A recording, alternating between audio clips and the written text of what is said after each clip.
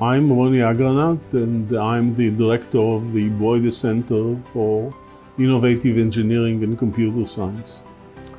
First and foremost, I want to send my wishes for a complete and speedy recovery to Anna Brojde, who's not with us today. I'm used to work with Anna like two in a cockpit in directing the Brojde Center. And for the past 2 years or so, I've been flying solo, and I miss her enthusiasm, her advice, and her dedication to keep up the Brojde Center.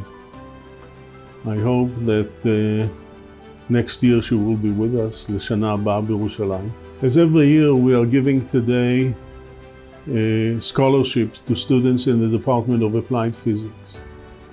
We're giving 7 scholarships to master students, 3 scholarships to PhD students, altogether 10 scholarships to students at the Department of Applied Physics.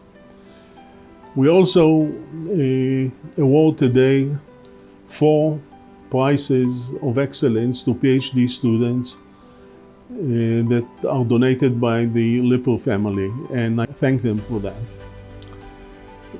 But this year, I'm doing something additional. I decided to add a special Brojde scholar this year. And it will be given to Professor Yossi Paltiel. Yossi Paltiel is investigating one of the most fascinating riddles in science. It's called chirality. He will tell you about it in a minute, and I'm sure you'll be fascinated. Thank you very much.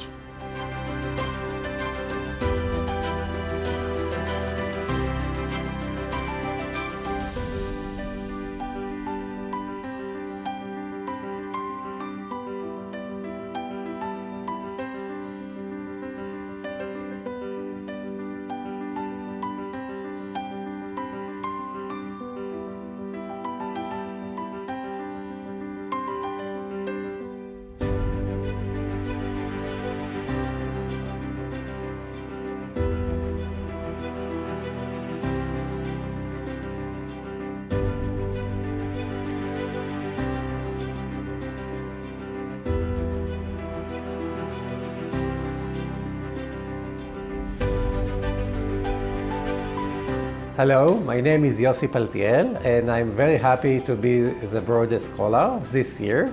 And this is the ending of a very long journey, which I started being the Brojde Scholar asking a very simple question 10 years ago. The question was, why the symmetry in life is broken? Why all proteins, for example, are left-handed, sugars are right-handed, or let's say the DNA is rotating in this direction and not the opposite direction. When we started answering this question with the Brojde scholars in our group, we found out that it is not a simple question, and we thought that by answering it, we can do some devices, some magnetic devices, because we found that those molecules have magnetic properties. During the years, we have found that using those molecules, the magnetic properties, our research can be much expanded to much broader area, because we can use magnet to separate those molecules to the right molecules and to the left molecules. Wherever we do chemistry, we have both kind of molecules. Our study, which started with the Brojde asking this basic question on devices and doing magnetic devices, now gave us a generic way to improve drugs, to improve agriculture, and to improve our food. So I feel that having those 2 Brojde scholarships closes a loop, starting with one asking some basic question and having now opening a new era of improving drugs with less side effects. So thanks for the Brojde family and for being me with this long journey. Hi, I am Tsuriel, a PhD student from Yossi Paltiel's laboratory. I born in Jerusalem and grew up in Jerusalem area. During my army service, I served in Givati, an infantry unit. 1.5 years ago, I started my research for PhD in Applied Physics department. My research deals with behavior of chiral molecule in magnetic fields. Chiral molecules is asymmetrical molecule. Sometimes a material is drug, while his mirror image is not beneficial to the body or even toxic. In my research, I study this phenomena, trying to quantify it and prove its possibility for a variety of other applications. Thank you to the Lipper family. I'm Miri Blau. I'm a mother of three and a PhD student at Professor Dan Mahorm's lab here at the Applied Physics Department. My research deals with the efforts to increase data capacity over the optical network. As demand for information increases across the world, we need more and more data to be transmitted over the optical fiber.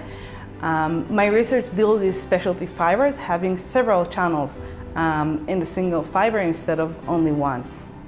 What we found is that mixing these channels, these multiple channels in the fiber, have a high impact over the computational load and actually will allow us to have multiplier of more than 10 times to the data capacity today. We 3D nanoprinted device here at the Brojde lab.